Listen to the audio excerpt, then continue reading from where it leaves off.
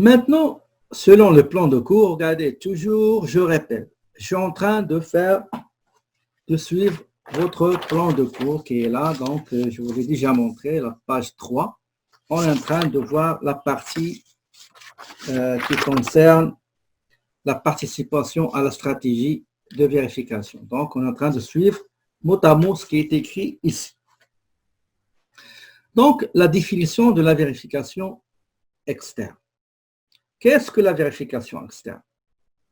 C'est un processus visant à certifier les états financiers. Certifier les états financiers, ça veut dire j'ai un bilan, j'ai état de résultat, j'ai état des flux de trésorerie, j'ai état des capitaux propres, j'ai d'autres informations complémentaires et je vais émettre une opinion sur ces états-là, les chiffres que contient ces états. Et j'aurai à peu près trois opinions. Soit je vais dire que d'après mes investigations, d'après les résultats de mes méthodes d'appliquer, de réaliser ma mission d'audit, conformément aux normes généralement reconnues dans l'audit et aussi les principes comptables généralement reconnus, je peux déduire que les chiffres qui existent, qui figurent sur les états financiers, reflètent l'image fidèle, reflètent une bonne situation, reflètent l'exactitude, la sincérité, la régularité de la situation financière, patrimoniale, la performance financière que reflètent les chiffres qui figurent sur ces états financiers sans aucune réserve. Ça, c'est une opinion favorable. Je peux me trouver dans une situation, je vais dire, écoutez, malgré qu'il y a quelque chose que je peux pas émettre sur cette chose-là une opinion. Par exemple, les stocks. Je vais dire, écoutez, moi, j'ai pas assisté dans la prise d'inventaire des stocks.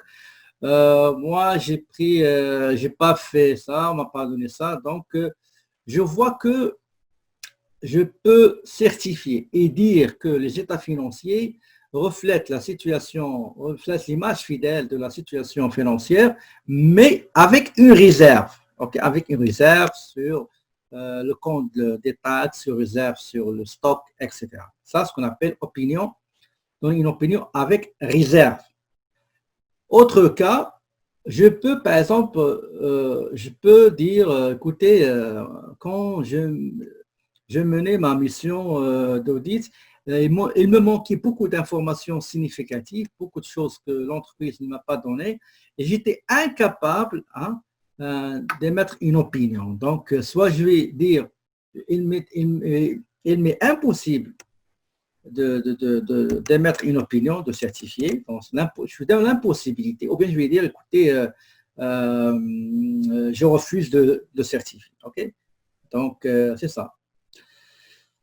Donc, j'ai dit, c'est un processus visant à certifier les états financiers, entre autres d'une organisation, en procédant à l'analyse des comptes et des rapports selon des barèmes, une norme d'audit et comptable qu'on va voir. On va voir les normes généralement reconnues en audit et aussi le code de déontologie. On va les voir ensemble tout à l'heure. Il est certain qu'une bonne préparation des livres comptables est un défi important pour toute entreprise, est une tâche indispensable. Cependant, une vérification externe est demandée pour émettre une opinion sur une information particulière, comme je l'avais déjà dit. Et il ne faut pas oublier aussi une chose, c'est que l'information financière, ou bien les états financiers, ils seront utilisés par des utilisateurs internes et externes. Les utilisateurs les plus importants, c'est les investisseurs qui ont investi dans l'entreprise, c'est-à-dire les actionnaires. Donc, les actionnaires, pour qu'ils prennent une décision, il faut qu'ils se basent sur les états financiers, sur une information financière. Et pour qu'ils puissent prendre la bonne décision, il faut qu'ils se basent sur la bonne information, une information qui est fiable, qu'ils peuvent se fier en ces informations, une information crédible, une information auditée, vérifiée est certifié, il y a une opinion positive, favorable, qui a été émise à l'égard de cette information. Mais mettez-vous à la place des actionnaires, parce que c'est ça ce qui va trotter dans votre tête, c'est tout ça. Nous sommes devant une situation financière, j'ai des rapports, etc.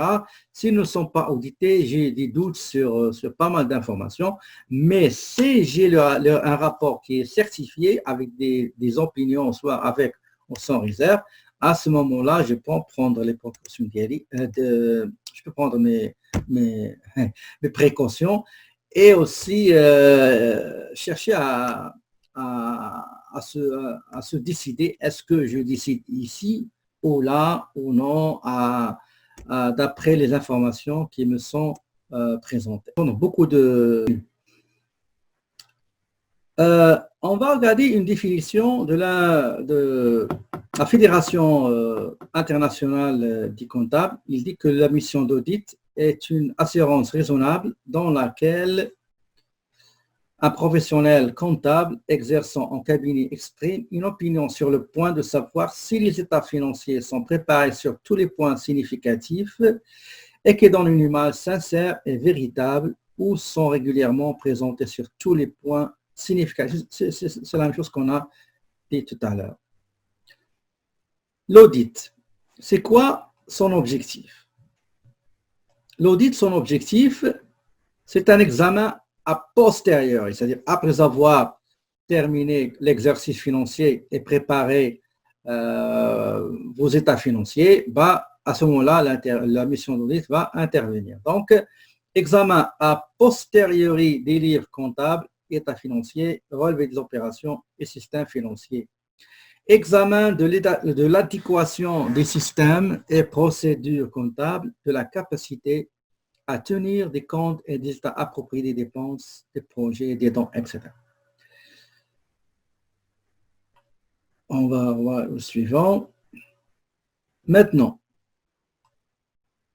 ça sert à quoi la vérification externe, en grosso modo? Ça sert à recommander toute mesure de correction pour assurer la conformité de la société en vertu des normes comptables. À l'issue, excusez-moi, à l'issue du rapport de la vérification externe, l'entreprise va se rendre compte des anomalies, des dysfonctionnements, des irrégularités soulevées par le vérificateur externe. Il va essayer d'appliquer les recommandations, les suggestions envisageables formulées par le vérificateur externe. Okay. Deuxième bienfait de la vérification externe, c'est participer activement à l'élaboration des procédures de vérification et à l'évaluation des contrôles internes. Clé. Comme vous le savez, la première partie que le vérificateur externe va faire, c'est l'évaluation de contrôle interne, vous savez, à travers le questionnaire, la grille de séparation, etc. Il va à la fin déduire la nature et le portrait général, ou bien le profil de contrôle interne. Est-ce qu'elle est satisfaisant, est-ce qu'il est fort, est-ce qu'il est faible, insuffisant, défaillant, etc.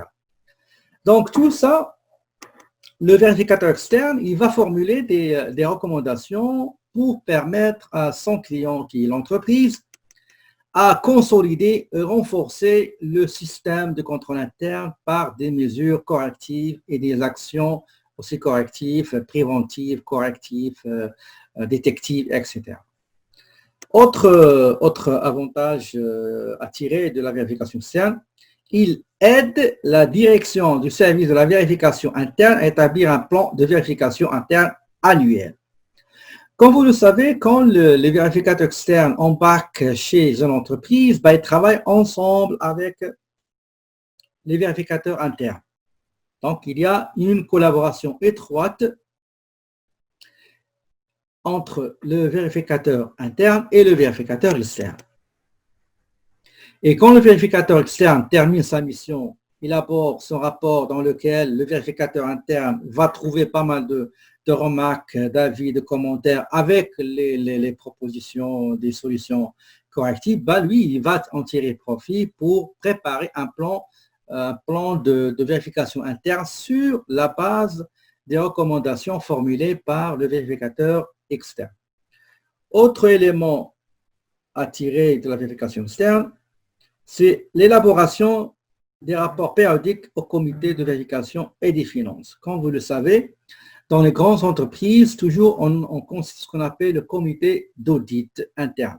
Le comité d'audit interne, c'est lui qui va s'occuper de tout ce qui concerne l'audit interne. Il va contrôler, superviser, il va recevoir les rapports faits par les départements ou bien les entités qui sont chargées de la vérification interne. Et c'est lui aussi qui collabore aussi directement et étroitement avec le vérificateur externe.